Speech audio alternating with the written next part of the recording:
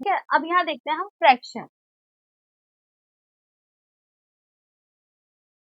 कि फ्रैक्शन क्या होता है, हम सबसे पहले ये देखते हैं। कोई भी ऐसा नंबर, मतलब कोई भी होल नंबर जो कि न्यूमरेटर अपॉन में डिनोमिनेटर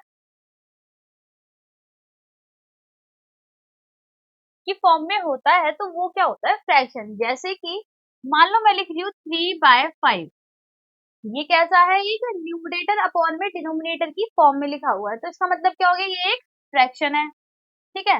अच्छा, मैं लिख रही हूँ 7/9, ये भी क्या है, एक फ्रैक्शन। फ्रैक्शन को समझने का तरीका यह है कि उसके ऊपर जो नंबर होगा उसे हम बोलेंगे न्यूमरेटर। मैंने यहाँ लिख दिया, इसे मैं शॉर्ट फॉर्म में ऐसे लिख देती हूँ, n की पावर r और d की पावर r। ठीक है, न्यूमरेटर अपॉन में डिनोमिनेटर की फॉर्म में जो भी होल नंबर लिखे होते हैं उन्हें हम कहते हैं नॉर्मली फ्रैक्शंस। ठीक है बच्चे, इतना तो क्लियर है। अब इसका एक्चुअल मीन क्या होता है, यानी कि हम ऐसे नंबर्स को लिखते हैं, इसका मतलब क्या होता है वो समझते हैं। मान लो मैंने यहाँ लिखा है 3/5, यहाँ जो ऊपर नंबर होता है, मैंने बता दिया न्यूमरेटर होता है, ये होता है आपके पास, मतलब आप कितनी चीज यूज कर रहे हो या फिर कितनी चीज आपको रिक्वायर्ड है ना। और नीचे होता है अपॉन में टोटल।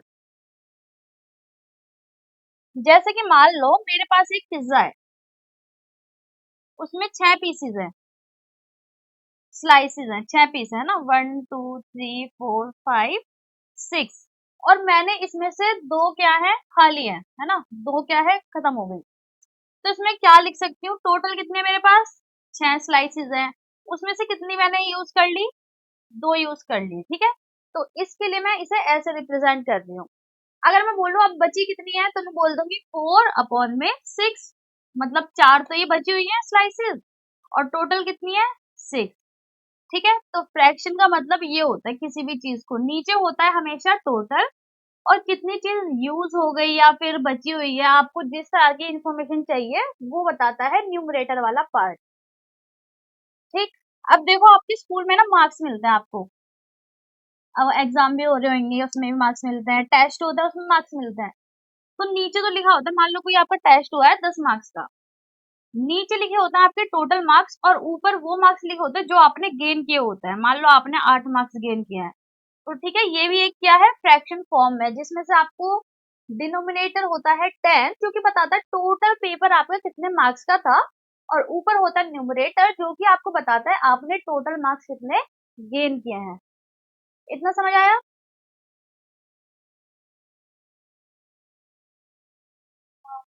अच्छा ठीक है, मैं एक ना डायग्राम वाला क्वेश्चन पूछती हूँ, मेरे को वो बताना, ठीक है, उसका वो फ्रैक्शन फॉर्म में बताना। मान लो मेरे पास एक बॉक्स है, इसके अंदर मैं कुछ बॉल्स रखती हूँ। मान लो मैंने, ये क्या है, सर्कल बॉल्स है।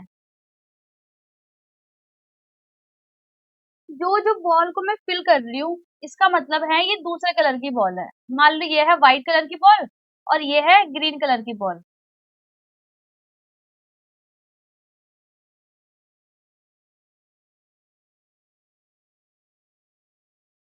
अब मेरे को इसे फ्रैक्शन फॉर्म में बताओ कि व्हाइट कलर की बॉल कितनी है टोटल। मैं जिससे पूछूंगी मेरे को वो बताएगा।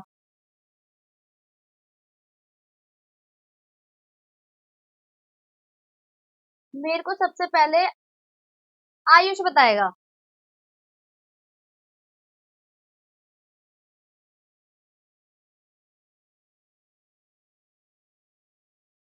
आयुष बेटा, आपको आवाज आ रही है?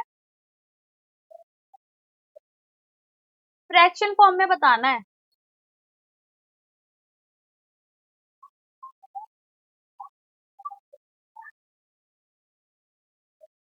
व्हाइट कलर की बॉल।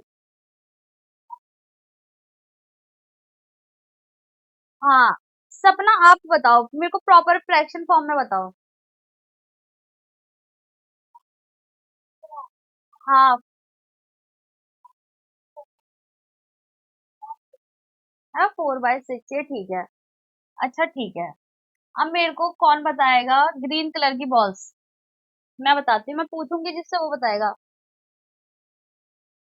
मेरे को आशी बताएगी।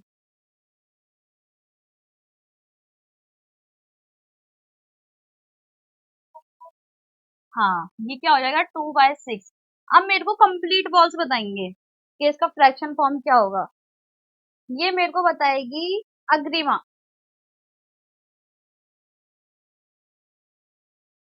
टोटल बॉल्स बॉक्स में कितनी है?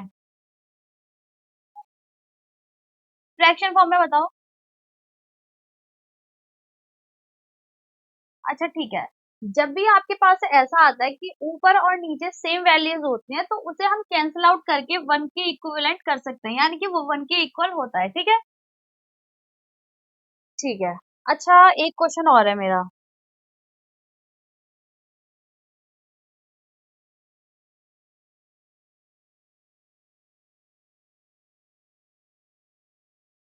दूसरे टाइप में पूछती है ना?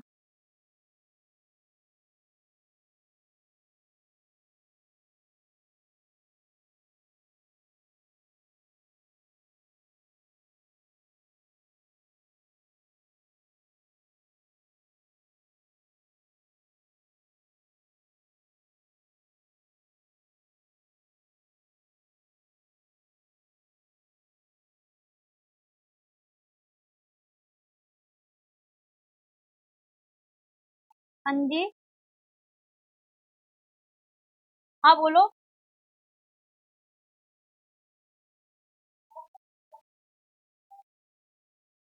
अच्छा ठीक है। अच्छा, मेरे को अब ये क्वेश्चन का आंसर पहले सुनिष्का बताएगी। मेरे को बताओ इसमें से व्हाइट पोर्शन वाला एरिया कितना है, टोटल में से बताना, व्हाइट पोर्शन वाला। व्हाइट डॉट से जो एरिया कवर है ना, हाँ डॉटेड एरिया जो है, वो बताओ व्हाइट वाला। फ्रैक्शन फॉर्म में बताना है। ठीक।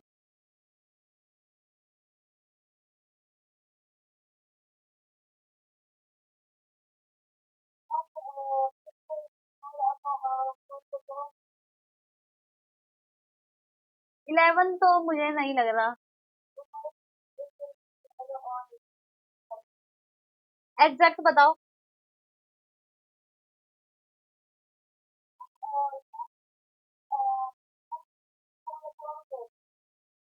ठीक है। अच्छा याद रखो, हमारे पास ऐसे नंबर्स भी आते हैं कि उसमें ना ऐसे लिखा होता है लाइक 4/10। हमें ये फ्रैक्शन फॉर्म सिंपलेस्ट फॉर्म में जब कन्वर्ट करना होता है तो हम क्या करते हैं, इसे ना, इसका एक ऐसे फैक्टर निकालते हैं जो कि मतलब कॉमन होता है, हाईएस्ट कॉमन फैक्टर निकालते हैं, फिर उसे ऊपर और नीचे दोनों से काट देते हैं। ठीक है? डिवाइड कर देते हैं, उसके बाद इसका आंसर जो आता है, या फिर ऐसा कर सकते हो, मान लो हम 4 का एलसीएम ले रहे हैं पहले, इसका एलसीएम करने के बाद आएगा 2 × 2। ठीक। फिर हम अपॉन में 10 का एलसीएम लेते हैं, इसका आएगा 5 × 2। जो भी कॉमन नंबर हो, सेम हो, उसे काट दो, जो बाकी बचेगा 2/5, तो ये क्या होगा, इसके इक्विवेलेंट होगा। ये भी ठीक है और ये भी ठीक है। ये क्या है, इसका सिंपलेस्ट फॉर्म है। ठीक है? ओके। चलो, अब मेरे को जो भी आंसर देगा वो सिंपलेस्ट फॉर्म भी बताएगा और जो एक्चुअल आंसर है वो भी बताएगा। मेरा क्वेश्चन है अब भावेश से। मेरे को येलो पोर्शन वाला एरिया बताइए, येलो शेडेड एरिया। हाँ जी। ठीक है, अब सिंपलेस्ट फॉर्म बताओ इसकी। Very good. ठीक है। अब मेरे को ग्रीन पोर्शन वाला एरिया।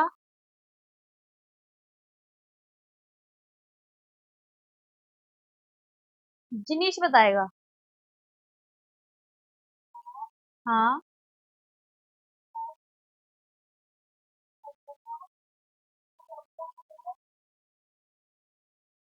क्या बेटा, 4/10। ठीक है, और सिंपलेस्ट फॉर्म। ठीक है। अच्छा, वो स्माइली को समझ नहीं आया सिंपलेस्ट फॉर्म कैसे करते हैं वो ना।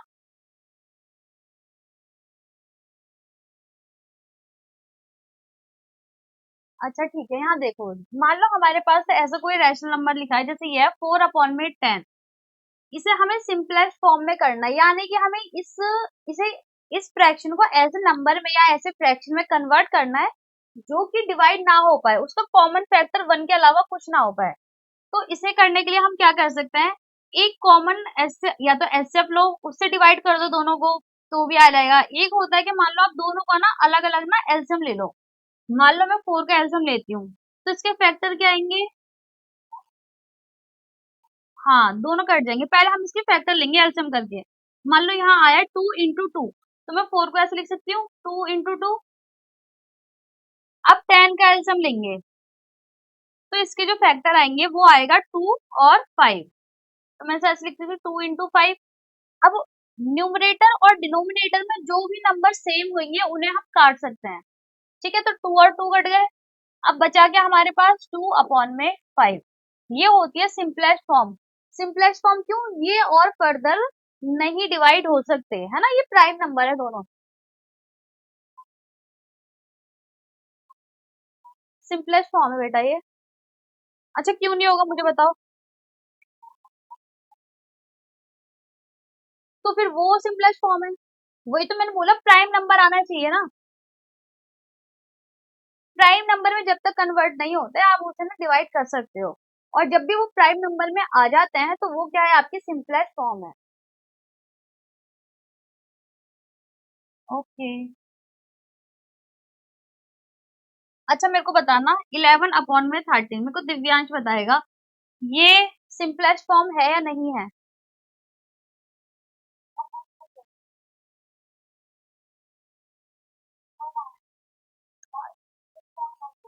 अच्छा क्यों नहीं है, मेरे को बताओ रीजन। अच्छा इसका भी रीजन दो फिर। ठीक है, ये प्राइम नंबर्स है ना, ये सिर्फ अपने टेबल में आता है और वन के में आता है, पर वन का हम देखते नहीं है। ये अपने टेबल के अलावा और किसी टेबल में नहीं आते, यानी कि फर्दर डिवाइड नहीं हो सकते। तो ये चीज तो हमने देख ली कि फ्रैक्शन का मतलब क्या होता है और फ्रैक्शन किसे कहते हैं। अब आते हैं हम टाइप्स ऑफ फ्रैक्शन पर।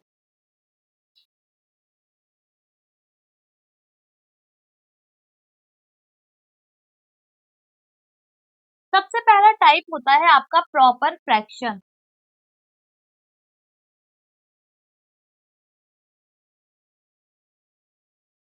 अच्छा हमें तो ये पता है कि फ्रैक्शन वो होता है जो न्यूमरेटर अपॉन में डिनोमिनेटर की फॉर्म में लिखा हो। अब प्रॉपर जो वर्ड है वो ऐसे फ्रैक्शन के लिए है।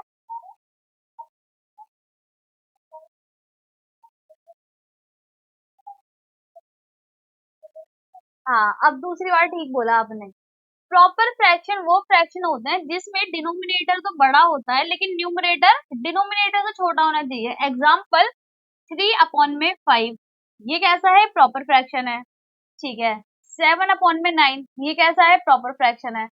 अच्छा मैं ना ऑप्शन रखूंगी, मेरे को मैं जिससे पूछूंगी मेरे को वो बताएगा, ठीक है। ऑप्शन ए, बी, सी, तीन रखते हैं। 7/6, 9/8 और 12/15। मेरे को बताओ प्रॉपर फ्रैक्शन इसमें से कौन सा है, मैं जिसका नाम लूंगी वो बताएगा। ये मेरे को स्माइली बताएगी। हाँ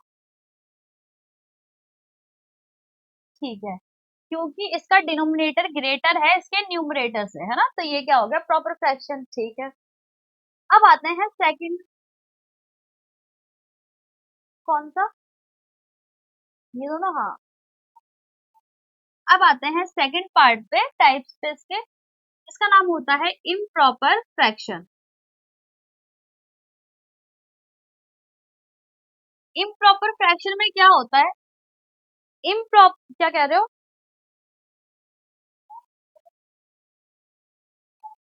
ठीक है, इसका अपोजिट होता है ना।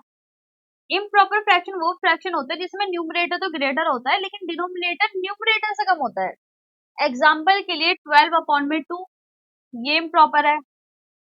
9/1, ये इम्प्रॉपर है।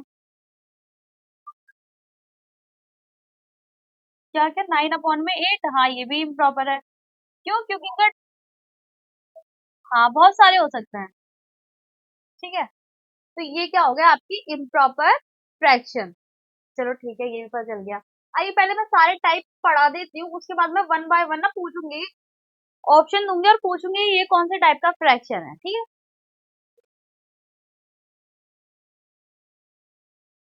बेटा किसी का माइक ऑन है।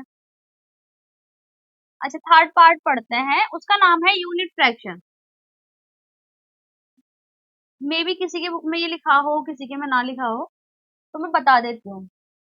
यहाँ देखना, फ्रैक्शन ऑब्वियसली न्यूमरेटर अपॉन में डिनोमिनेटर की फॉर्म में होंगे, लेकिन यूनिट फ्रैक्शन वो फ्रैक्शन होता है जिसमें न्यूमरेटर जो है 1 के इक्वल होना चाहिए, फिर उसके बाद डिनोमिनेटर कैसा भी हो हमें फर्क नहीं पड़ता। मान लो मैंने लिखा है 1 अपॉन में 6, ये क्या है, यूनिट फ्रैक्शन है। 1 अपॉन में 7, ये यूनिट फ्रैक्शन है। 1 अपॉन में 100, ये भी क्या है, यूनिट फ्रैक्शन है। ठीक है, अब आते हैं फोर्थ पर, जो कि है इम्प्रॉपर फ्रैक्शन।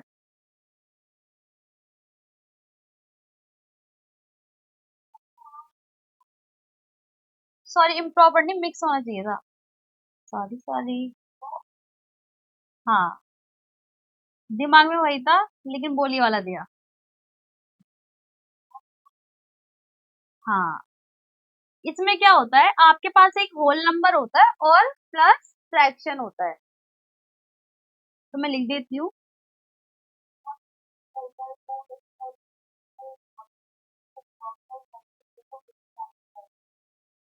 क्या था मेरे समझ नहीं आया। अच्छा अच्छा,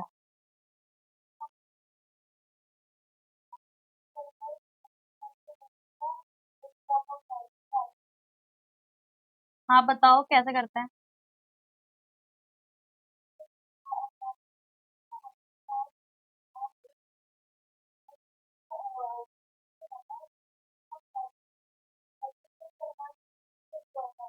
ओके ओके, यहाँ इम्प्रॉपर फ्रैक्शन भी कह सकते हो या नॉर्मली फ्रैक्शन भी कह सकते हो, ठीक है। यहाँ देखो, होल नंबर किसे कहते हैं, जो भी नंबर जीरो से स्टार्ट होते हैं, 0 1 2 3 और सो ऑन, जो भी होते हैं ऐसे नंबर होने चाहिए। और क्या होता है, और वो प्लस फ्रैक्शन, यानी कि उसके साथ क्या होगा, एक फ्रैक्शन नंबर लिखा होगा। जैसे कि एग्जांपल के लिए मैं यहाँ लिख देती हूँ, हम इसे लिखते कैसा, मान लो मैंने लिखा है 3 अपॉन में 1 अपॉन में 4, ये एक मिक्स फ्रैक्शन है, यस और नो। ये मिक्स फ्रैक्शन है, कैसे पता चला, एक नंबर यहाँ लिखा होगा होल नंबर, ये क्या है, एक होल नंबर है, डब्ल्यू एन लिख दिया मैं, है ना, होल नंबर है। और ये किस फॉर्म में है, ये है फ्रैक्शन की फॉर्म में। यानी कि जब भी आपको ऐसा नंबर लिखा दिख जाए, ये क्या होता है, मिक्स फ्रैक्शन होता है। अच्छा इन्हें हम सॉल्व कैसे करते हैं मैं बता देती हूँ। ये तो है न्यूमरेटर, ये है डिनोमिनेटर, और ये है होल नंबर। डिनोमिनेटर इस होल नंबर के साथ मल्टीप्लाई होता है, यानी कि मैं लिख दूंगी 3 इंटू 4, और जो न्यूमरेटर होगा वो इस पूरे के साथ ऐड होगा, और डिनोमिनेटर आप फिर नीचे एज इट इज लिख दोगे। ठीक है, तो इसे सॉल्व करने का तरीका होता है। अब ये सॉल्व करके क्या आएगा, 3 4 जार 12 प्लस 1 अपॉन में 4, यानी कि 13 अपॉन में 4, एक बन गया आपका इम्प्रॉपर फ्रैक्शन।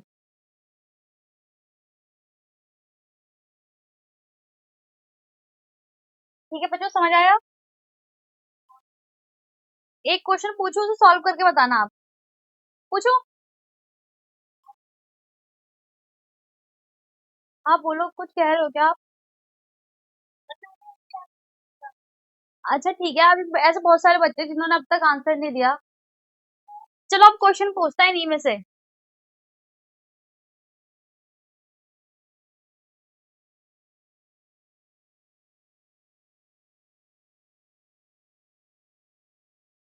इसका आंसर मुझे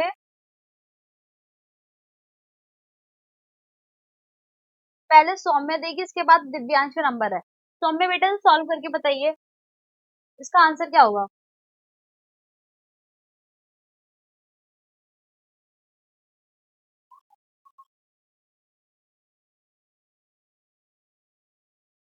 18 अपॉन में 2, चेक करें। अच्छा किसी और को कोई और आंसर आ रहा है क्या।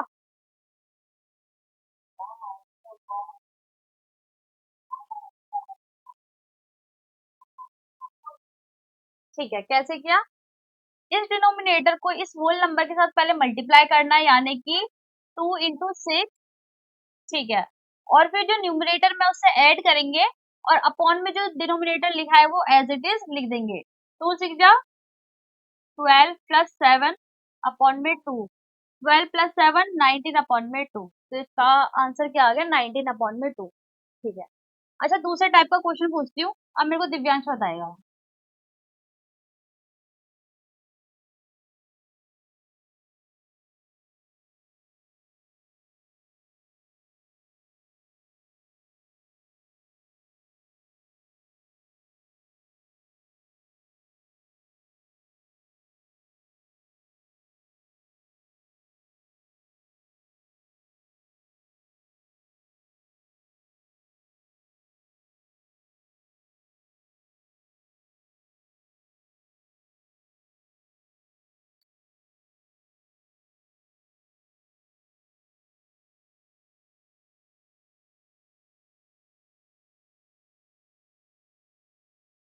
इसमें से मेरे को बताओ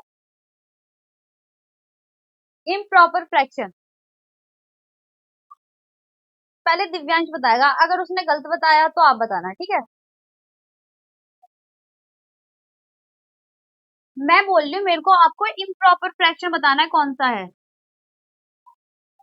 यस।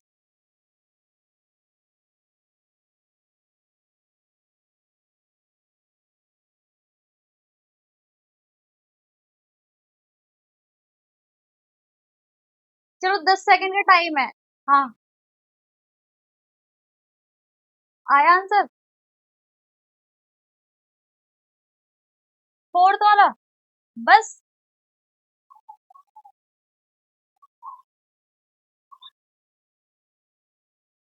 अच्छा सपना बताएगी। आपका आंसर क्या है, फोर्थ है ना। अच्छा ठीक है, आप सपना कुछ कह रही है, आप बोलो सपना।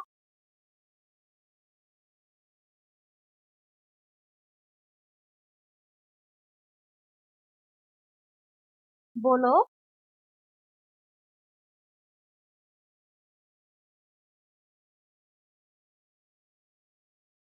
सपना कुछ कह रहे थे ना आप।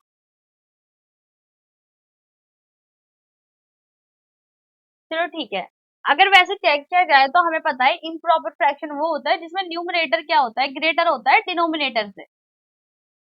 तो इन सब में से जो ग्रेटर है वो तो ये है, ठीक है। अच्छा इसे सॉल्व करने के बाद अगर देखेंगे तो ये ठीक है, पर वैसे अभी ये मिक्स फ्रैक्शन है, लेकिन इसे सॉल्व करेंगे तो ये भी किस में कन्वर्ट हो जाएगा, इम्प्रॉपर फ्रैक्शन में, ठीक है। वैसे ठीक है आपका। चलो ठीक है, मैं दूसरा क्वेश्चन पूछती हूँ।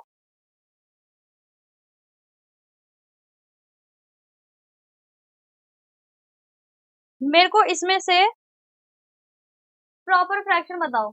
ये मेरे को बताएगी। देखती हूँ और किससे पूछा मैंने। आदर्श से।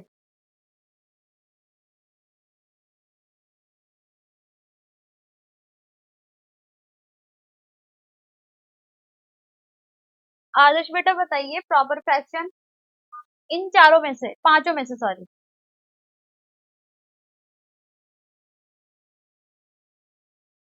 सेकंड एंड थर्ड, ठीक है, वेरी गुड। अच्छा ठीक है, सपना मेरे को यूनिट फ्रैक्शन बताइए।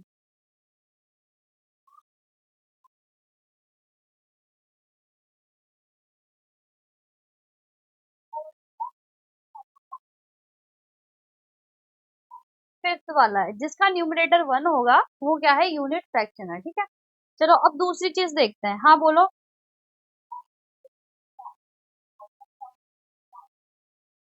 हाँ कह सकते हैं, लेकिन ऐसा ना हमने इसे अलग कैटेगरी बना दी। आपने बिल्कुल ठीक किया, ये भी क्या है, एक प्रॉपर फ्रैक्शन है, पर हमने इसके ना जिसका न्यूमरेटर 1 होगा स्पेसिफिकली, उसको हमने यूनिट के नाम से रख दिया, बस ऐसा नॉर्मल है ना। उसकी कैटेगरी है प्रॉपर की। चलो अब हम देखते हैं, अब दूसरा टॉपिक पढ़ते हैं, इक्विवेलेंट फ्रैक्शन।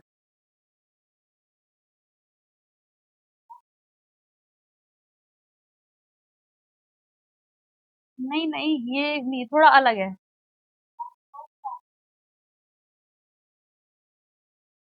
नहीं नहीं नहीं। चलो मैं बताती हूँ।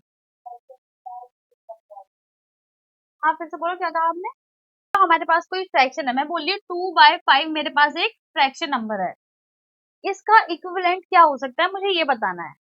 किसी भी फ्रैक्शन की या किसी भी मतलब इस फॉर्म के बहुत सारे इक्विवेलेंट फ्रैक्शन हो सकते हैं। अच्छा बनाते कैसे मैं बताती हूँ। मान लो ये फ्रैक्शन है मेरे पास, अगर मैं इस फ्रैक्शन को मल्टीप्लाई करती हूँ और डिवाइड करती हूँ by same number, multiply and divide by same number, तो वो फ्रैक्शन क्या होता है, इक्विवेलेंट फ्रैक्शन होता है। मैं इसे रहने देती हूँ, यही है ना। तो वो किस के इक्वल होता है, इक्विवेलेंट फ्रैक्शन। अच्छा कैसे, मैं मान लो 2/5 है, मुझे इसके इक्विवेलेंट फ्रैक्शन बनाना है, तो मैं क्या करूंगी, 2/5 को 1 से मल्टीप्लाई करूंगी तो ये रहेगा, तो इसका लिखने का कोई फायदा नहीं है, तो इसे नॉर्मली ये लिख देती हूँ। 2/5 को अगर मैं 2 से मल्टीप्लाई करूं और डिवाइड भी करूं, मतलब ऊपर नीचे, तो ये क्या हो जाएगा, 2 2 जा 4 और 5 2 जा 10। तो ये, हाँ,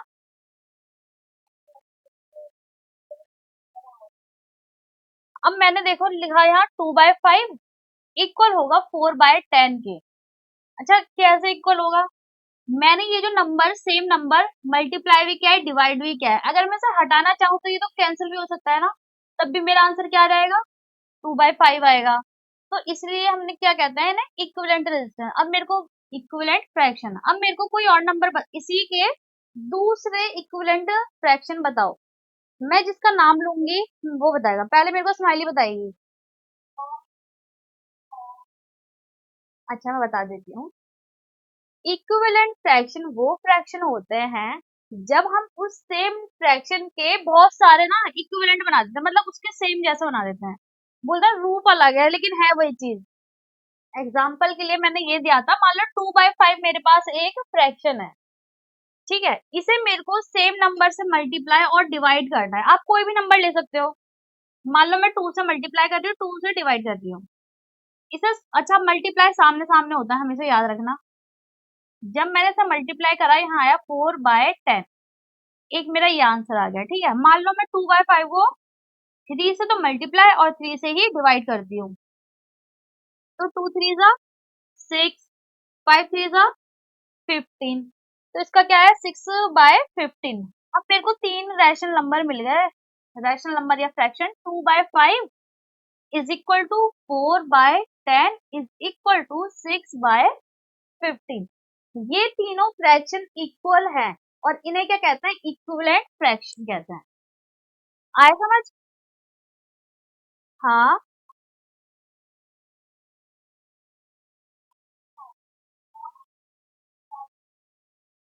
हाँ, इनका सिंपलेस्ट फॉर्म ना सेम होगा, यानी कि मैंने इन नंबर को मल्टीप्लाई किया है, इन्हें मैं कैंसिल भी तो कर सकती हूँ, देखो डिवाइड वाली फॉर्म में मल्टीप्लाई डिवाइड में तो कैंसिल भी हो सकता है। अच्छा ऐसा करती हूँ, इसका पहले देखो एलसीएम निकालो 4 का, तो इसका आएगा 2 इंटू 2, 10 का देखूंगी क्या आ जाएगा 5 इंटू 2, ठीक। अच्छा 6 का निकालती हूँ मैं एलसीएम, तो आएगा 3 इंटू 2 फैक्टर। 15 का निकालती हूँ तो क्या आएगा 5 इंटू 3 आएगा, है ना। चलो इन्हें सॉल्व करके देखते हैं सेपरेटली। अगर मैं 4/10 का एलसीएम फॉर्म में डिवाइड करती हूँ, सिर्फ मान लो 4/10 है, इसके फैक्टर देखिए क्या क्या निकले, 2 इंटू 2 10 के, 5 इंटू 2, 2 से 2 कटेगा 2/5 आ गया, यानी कि इसके इक्वल निकला, ठीक है। अब मैं इसे चेक करती हूँ 6/15 को, 6 के फैक्टर कौन कौन से थे, 3 इंटू 2, ठीक। 15 के फैक्टर कौन से थे, 3 इंटू 5, यहाँ देखो 3 से 3 कैंसिल आउट, बचा क्या 2/5, यानी कि इनकी सिंपलेस्ट फॉर्म इसके इक्वल है, इसलिए हमने क्या कहा, इक्विवेलेंट फ्रैक्शन कहा, ठीक है। अब आया, आया नहीं आया,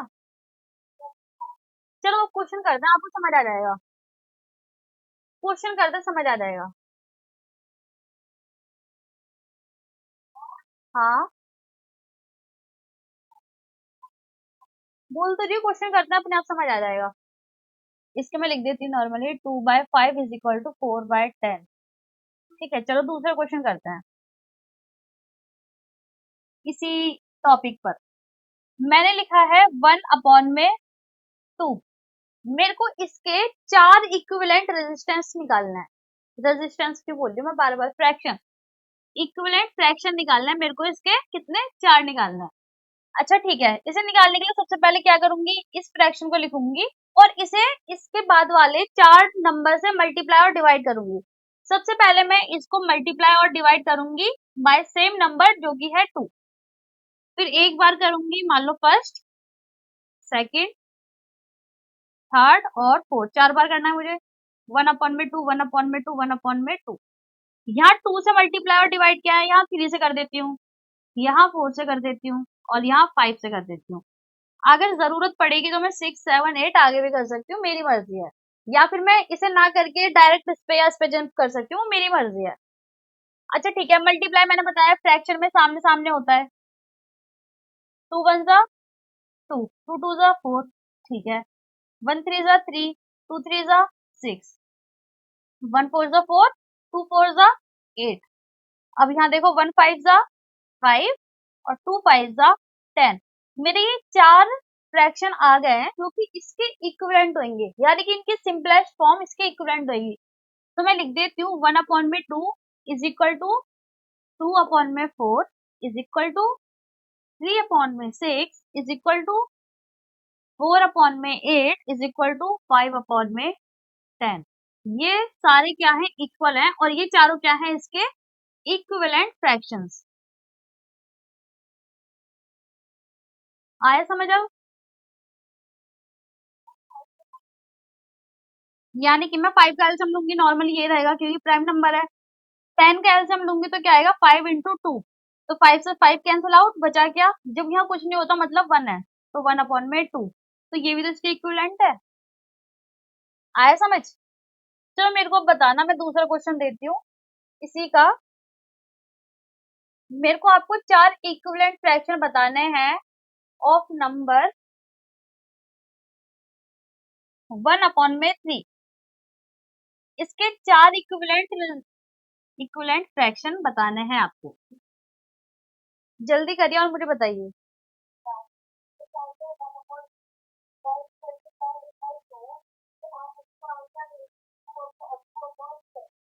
ठीक है, एक 1 वाला बताया, एक 2 वाला बता दिया है ना। ठीक है, तो ये दो तो मेरे को बता दिया सुनिश का नाम, मेरे को अग्रिमा बताएगी बाकी के बचे हुए 2।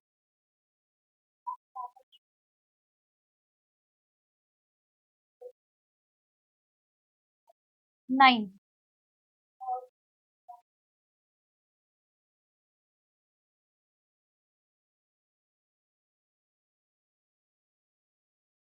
ठीक है,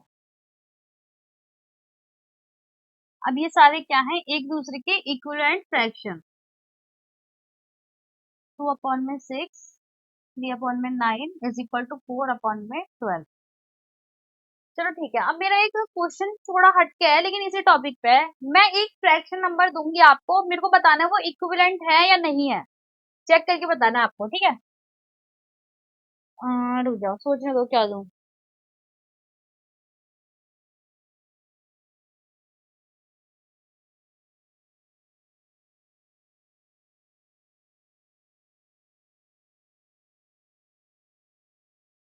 मेरे को बताओ ये दोनों जो फ्रैक्शन है इक्विवेलेंट फ्रैक्शन है या नहीं है।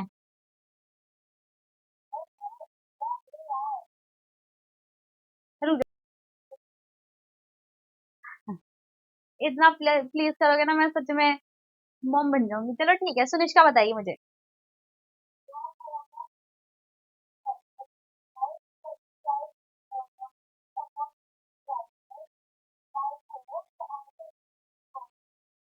अगर हम इसे 4 से डिवाइड करेंगे तो, या फिर इसे मल्टीप्लाई, हाँ आपने मल्टीप्लाई कराया ना, हाँ ठीक है ठीक है। या तो उसे मल्टीप्लाई करो या फिर इसे डिवाइड करो, सेम चीज है, ठीक। Very good. तो यानी कि अगर मैं 3/6 को 4 से मल्टीप्लाई और डिवाइड करती हूँ तो मेरा आंसर क्या आ जाएगा, 12 अपॉन में 24, यानी कि ये दोनों इक्विवेलेंट फ्रैक्शन है। ठीक है, इसी का सेकंड क्वेश्चन है मेरा।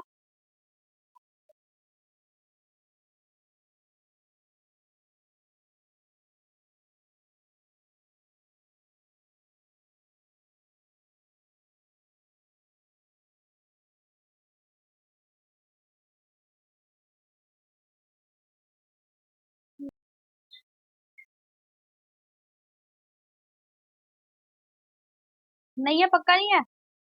ठीक है, तो इसका आंसर यस है, ये दोनों इक्विवेलेंट फ्रैक्शन है। ठीक है, अच्छा क्यों है यहाँ देखो। अच्छा ठीक है, मैं दूसरा क्वेश्चन पूछती हूँ, चलो इसी में का रियल लाइफ का। मान लो मेरे पास एक कप है और उसमें ना बाल्टी, मान लो मेरे पास बाल्टी है, 1 लीटर की है।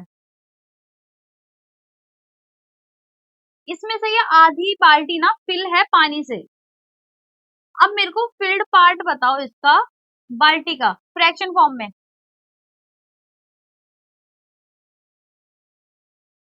ये इक्वल है।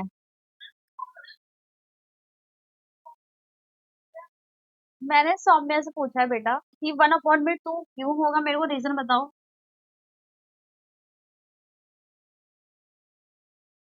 सौम्या बताएगी बस। अच्छा यहाँ देखो, हमें ये पता है जो ऊपर लिखा होता है ये होता है न्यूमरेटर, और जो नीचे लिखा होता है ये होता है डिनोमिनेटर। जो नीचे डिनोमिनेटर होता है ये आपको बताता है टोटल पार्ट्स कितने हैं या फिर टोटल चीज क्या है ना। अब यहाँ देखो दो सेक्शन है, इक्वल है, यानी कि 2 पार्ट है, तो मैं लिख दिया 2।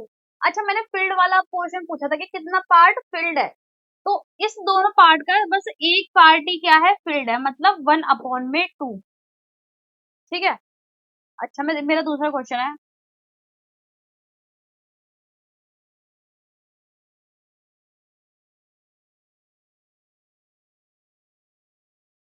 ये 9 क्यूब्स हैं, इसमें से 4 क्यूब क्या है, फील्ड है।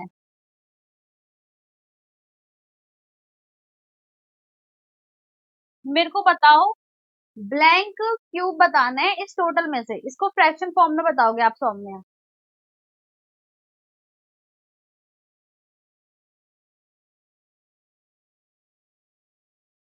ठीक है, ये चीज तो आपकी क्लियर है, ओके। अच्छा ये चीज तो मैंने तुम्हें बताई है ना, मान लो हमें चेक करना है, या तो आप क्या करो इसे मल्टीप्लाई करो, यानी कि ऊपर भी सेम नंबर से मल्टीप्लाई करना है, नीचे भी सेम नंबर से मल्टीप्लाई करना है। तो मेरे को ऐसा कौन सा नंबर चाहिए जो मल्टीप्लाई करो तो 66 आ जाए यहाँ। 11 से अगर मैं मल्टीप्लाई करूँ तो यहाँ 66 आएगा। ठीक है। अब मेरे को क्योंकि मैंने यहाँ 11 से मल्टीप्लाई किया है 6 को, तो मेरे को डिनोमिनेटर में 11 से ही मल्टीप्लाई करना पड़ेगा। अब मैं 11 को इससे मल्टीप्लाई करूंगी तो मेरा आएगा 121। अगर ये इसके इक्वल है तो ये इक्विवेलेंट फ्रैक्शन है, अगर नहीं होता तो नहीं होता। दूसरा क्वेश्चन देती हूँ, मेरे को सिर्फ सौम्या बताएगी।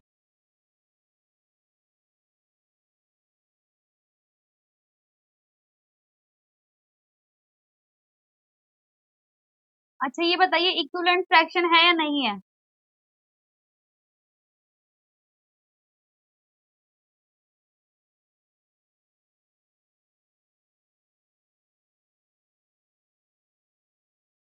चेक करिए। ये लिखा है 2/8 इज इक्वल टू 24/96, यस और नो। पक्का यस है। हाँ जी।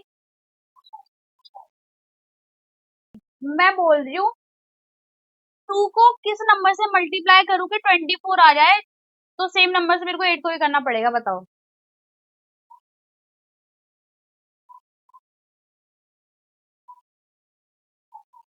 हाँ 8 को भी 12 बार करोगे तो यही आंसर आएगा, ठीक है, ऐसे बताना होता है। ठीक है, तो ये चीज तो क्लियर है, अब तो चीज समझ आ रही है ना कैसे की हमने। ठीक है, अगर आपके कोई क्वेश्चन हो तो आप मेरे को बता देना, हम नेक्स्ट क्लास में सॉल्व करेंगे, बाकी नेक्स्ट क्लास में हम डेसिमल पढ़ने वाले हैं, ठीक है। आज हमने फ्रैक्शन कवर कर लिया सारा, बस एक चीज और रह गई है, एडिशन सब्ट्रैक्शन रह गया फ्रैक्शन में, वो हम देख लेंगे नेक्स्ट क्लास में, ठीक है। हाँ बोलो। अरे मैंने आपसे बोला तो था जो चाहिए मेरे को पूछ लो, आपने जो क्वेश्चन भेजे थे मैंने वही बताया।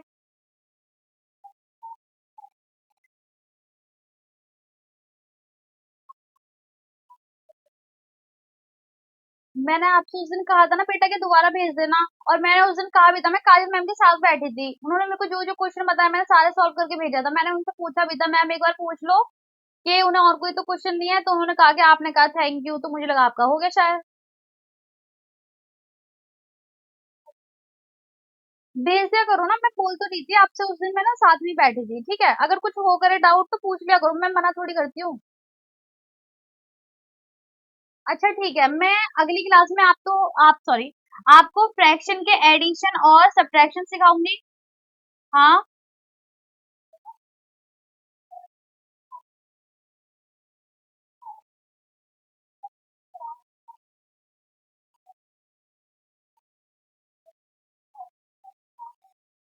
क्या भेजा था आपने सिमेट्री के क्वेश्चन?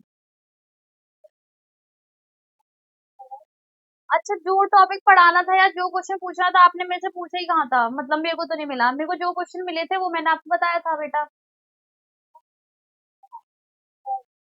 अच्छा ऐसे करूंगी, मैं अभी जाके चेक कर लेती हूँ अभी इस क्लास के बाद ही। अगर होगा तो फिर मैं अभी बना के भेज दूंगी, ठीक है? ठीक है। अच्छा बाकी बच्चों, नेक्स्ट क्लास में डेसिमल स्टार्ट होगा और ये एडिशन सब्ट्रैक्शन बताना है आपको फ्रैक्शन के, ये देख लेंगे, ठीक है?